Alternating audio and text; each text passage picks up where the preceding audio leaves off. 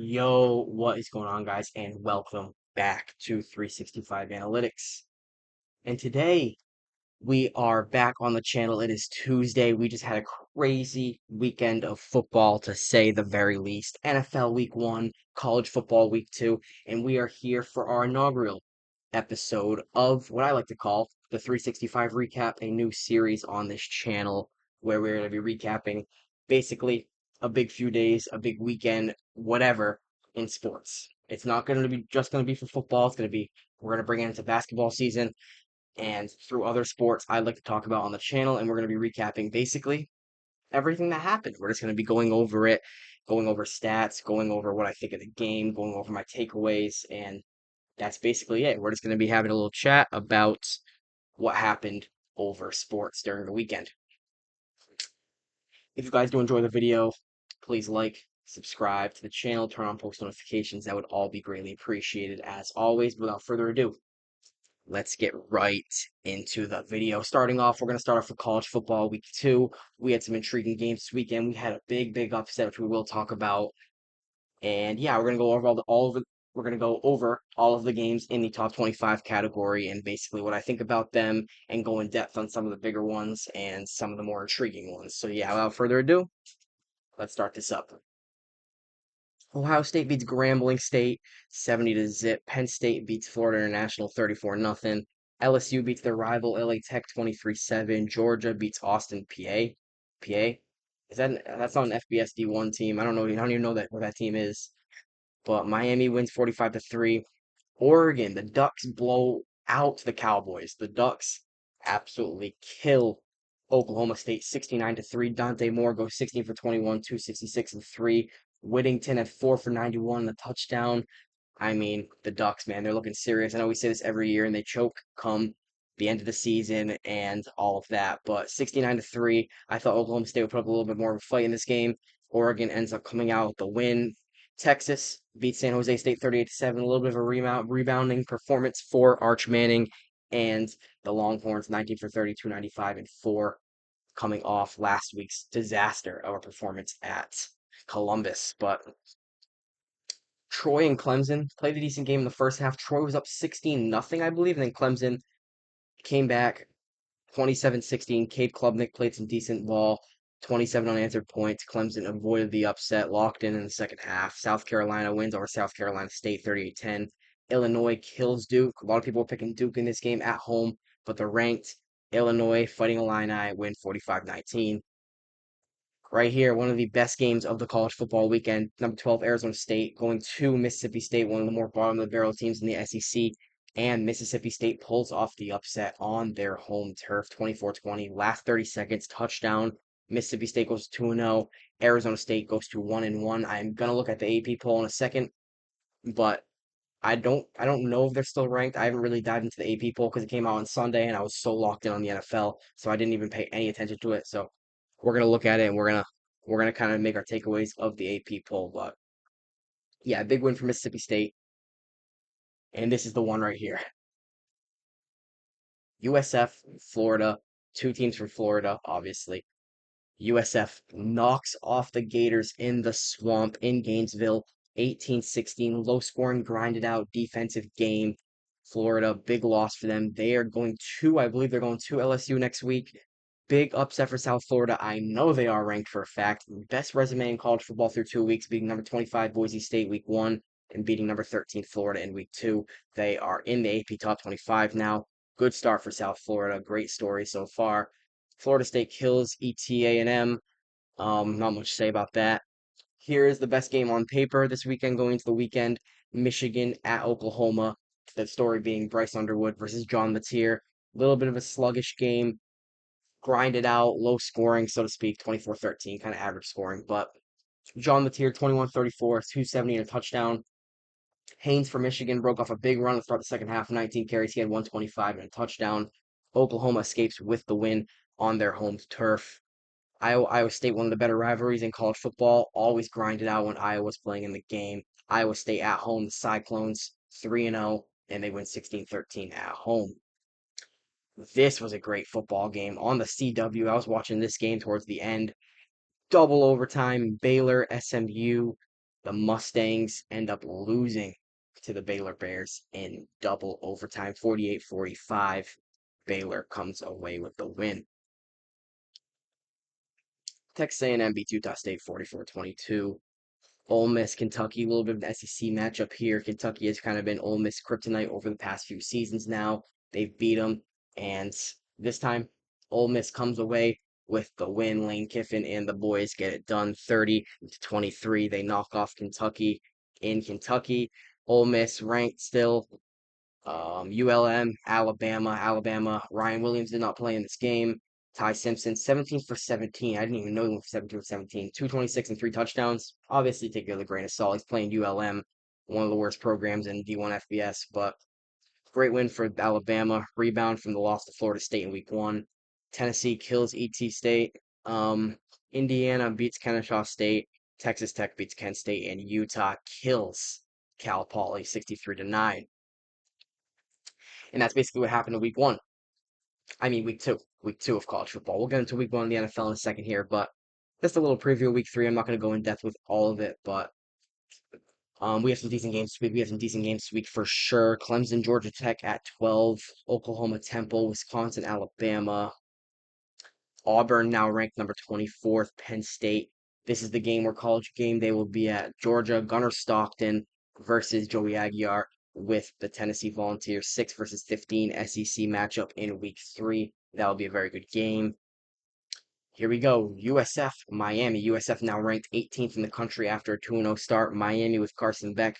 They also start 2-0. Let's see. Can USF continue the generational run and beat the Miami Hurricanes? This would be, you might have to rank USF top 10 if they beat the Miami Hurricanes. This is absolutely insane, but this will be an intriguing game at 4:30 on Saturday. Ohio State. Ohio State will win that game by 40, but a little bit of a good rivalry there. SEC matchup, Arkansas Ole Miss at 7 o'clock on ESPN.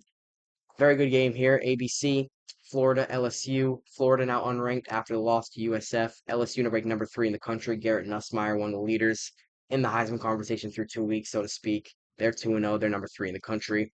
Another great game here. Rematch of the week 1 game last year in College Station. It is Texas A&M and Notre Dame, this time being in Notre Dame. This game's on NBC. This will be NBC primetime Saturday night. 2-0, 0-1. Notre Dame's last time we saw them take the field was the loss to Miami. Let's see if they can rebound here. They're going to drop down pretty heavy if they lose this game to Texas A&M, so this will be an interesting game to watch. Vanderbilt, South Carolina, a little bit of an SEC game there, and Utah versus Wyoming at 8 o'clock. So that's a little preview of week 3 of college football. And now I'm just going to kind of look at the AP poll, see what's up with it, and we're going to talk about the AP poll really quick before we get into the NFL. So, yeah. And here is the week 3 college football AP top 25, along with the coaches poll for this week. Top 5, Ohio State, Penn State, LSU, Oregon, and Miami, all 2-0. No surprises there, with followed by Georgia at number 6. Not really any surprise there. Garrett Nussmeier and the Tigers being at number 3. Oregon up 2 spots with the absolute killer win over Oklahoma State. Georgia down 2. They only beat, what was the team called? I don't even know what the team was called. They only beat them 28-6. They'll go down a few spots. Texas 1-1. They stay the same. Win over San Jose State. Oregon, Notre Dame 0-1, still the only team in this ranking without a win. They coming off the bye week. They play Texas A&M at home in a huge game on Saturday night. Illinois, Florida State now number 10 after a big win. 77 points, I believe they had. They're 2-0. They're now number 10, one of the class of the country again. Lenore Sellers and the South Carolina Gamecocks start 2-0. They're at 11. They're down 1 spot. Clemson 1-1 after a slugfest with Troy. Lost to LSU week 1. They're down 4 spots, all the way down number 12. John Latier and the Sooners are up 2-0, up 5 spots after the win versus ranked Michigan. Iowa State at 14, 3-0. Only team 3 games played on this list, I believe. Yeah, because they played week 0 versus Kansas State. They beat Kansas State week 0, up 2 spots. Tennessee up 7 spots, all the way up to number 15. Texas A&M, another SEC team at number 16, 2-0. Ole Miss up 3 spots after the win versus Kentucky. USF, best resume, as I said, best resume in college football through 2 weeks, beating 2 ranked teams. They are going to travel to Miami, to Hard Rock Stadium, to take on the Hurricanes. That's going to be intriguing to see how much of a fight they can put up with them. If they beat Miami, they're going to be very high in the top 25. So that will be an intriguing game to watch Saturday at 4:30. Alabama, number 19, 1-1. Obviously had a blowout win over ULM. I still don't believe in Kalen DeBoer and Ty Simpson, but they still have a chance to make college football playoff. That's the bottom line. They didn't look good against Florida State. That's the bottom line as well. So let's see how they can rebound their season. They play in the SEC, so they're going to have some tough opponents. They're going to have some tough opponents to play, so it's not going to be easy for Alabama. But Utah, number 20, up 5 spots. Texas Tech at number 21, 2-0, up 3 spots. Indiana, Kurt Signetti starts 2-0 again. Looks like Indiana could be a threat again. They're up 1 spot.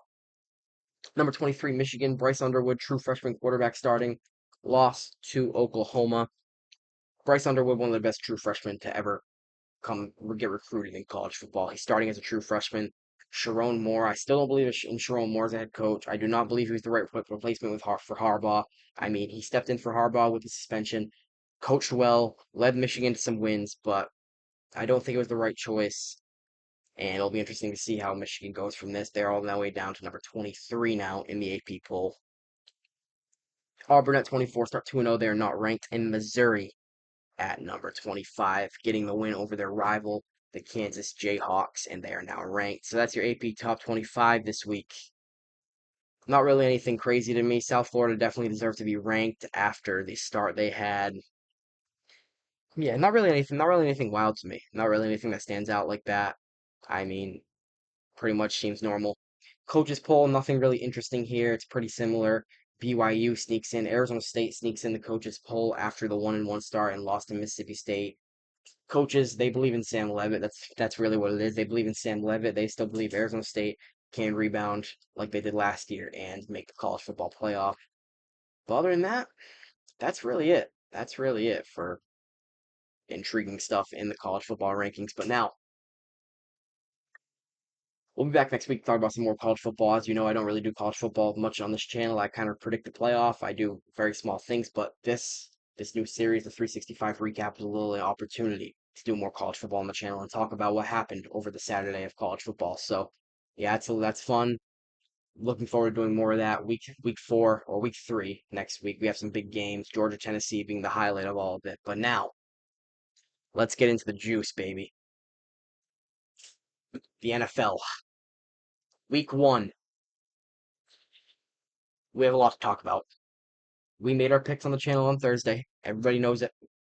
Our week 2 picks will come out Thursday. So I will talk about my picks. I will talk about my picks last week. It will be centered on my picks last week. On Thursday, we will make our week 2 picks. We'll go over recapping basically every game last week, kind of similar to what I do here. And I'll be making my week 2 picks on Thursday. So I'm not going to talk much about who I picked and what I think about the games, but more so what actually happened and the stat lines and all that. So opening night. Thursday night, last Thursday, September 4th, Cowboys, Eagles. Eagles were the big favorites here. NFC East banner night for the Eagles. Obviously, they win the game 24-20. They were in a lightning delay for about an hour and 5 minutes, I believe it was. They were lighting up the scoreboard before that lightning delay. It was 2024. I think the lightning delay was in the third quarter with like 4 minutes, 44 seconds left. Both those teams came out of the lightning delay. Absolutely no offense. Dallas looked sluggish. Philly looked sluggish. In the end, Philadelphia comes away with a 24-20 win. Dak Prescott was solid, 21-34, 188 yards. Jalen Hurts, 62 yards rushing, 2 rushing touchdowns. Good game for him. CeeDee Lamb, 7 catches, 110 yards.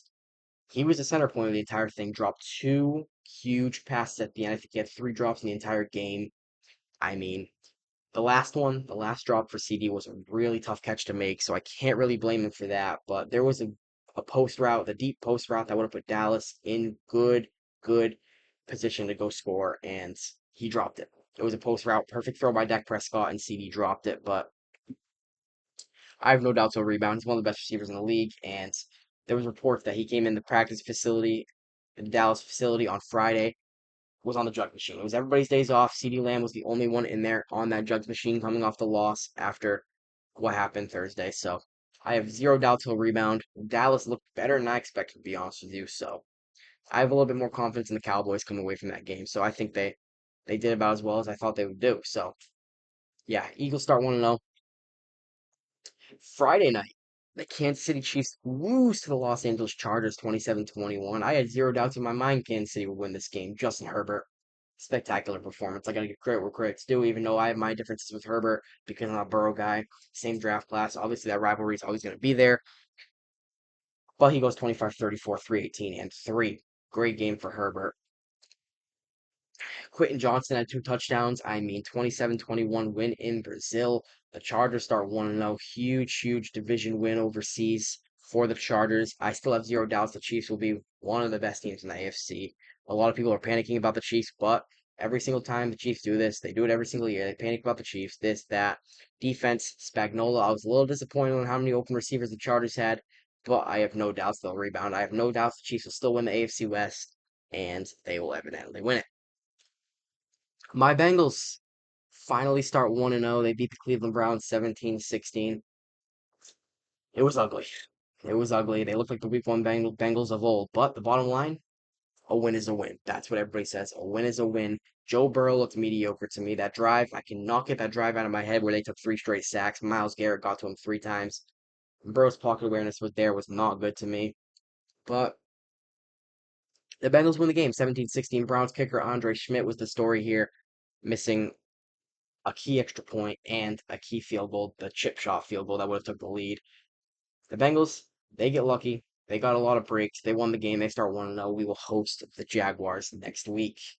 So we'll talk more about that on Thursday. But Bucks Falcons, very good game. Abuka, 2 touchdowns. Michael Penix had a good game, almost 300 yards. Baker Mayfield just did more. He did more in the end. Abuka had a great debut, 23-20. Down to the wire. Younghoe Koo missed the game with game-tying field goal. So Bucks win. The Indianapolis Colts, Daniel Jones, 20 for 2 for 29, 272 yards, and a touchdown. If you told me that was what Daniel Jones would do, I would call you literally insane. That's just the crazy thing to me. Miami, everybody is hitting the panic button on them right now. Tyreek Hill is crouching out on the sidelines, looked visibly upset. Tua had a horrible game. Indianapolis wins for the first time in opening day since 2013. I was so convinced the Dolphins would win this game. I'm not panicking on the Dolphins as much as other people do. This was obviously horrible. Indianapolis just knocked the door down on them and killed them. Basically, they start 1-0. Daniel Jones, right now, it looks like Shane Steichen made the right decision. We'll see how Daniel Jones continues his play, but Indianapolis wins 33-8.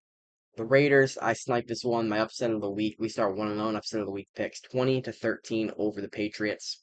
Pretty sluggish game for the Patriots offense. Ashton Jeanty didn't even play that well. Geno Smith, 362 and a touchdown. Decent game for him. Patriots win 20-13. Kyler Murray and the Cardinals. Kyler Murray throws 2 touchdown passes. Cardinals win 20-13 over the New Orleans Saints. One of the best games of the weekend right here. Steelers, Jets 34-32. Not gonna lie. The Jets offense looked better than I thought it would. Pittsburgh comes away with the win. Aaron Rodgers, 22 for 32, 44, and 4. Looked like vintage Rodgers. Did his fist pump like his old, yeah, I like his fist pump, his old celebration that he's always done. Pittsburgh ekes out the win. Justin Fields played well. I gotta give credit where credit's due. Garrett Wilson, 7 for 95 and a touchdown. Brees Hall had 100 plus yards. So we'll see if the Jets can continue that offensive performance. I was I was not excited, so to speak, but I was convinced what I saw from the Jets. I mean, they looked better than I thought they would.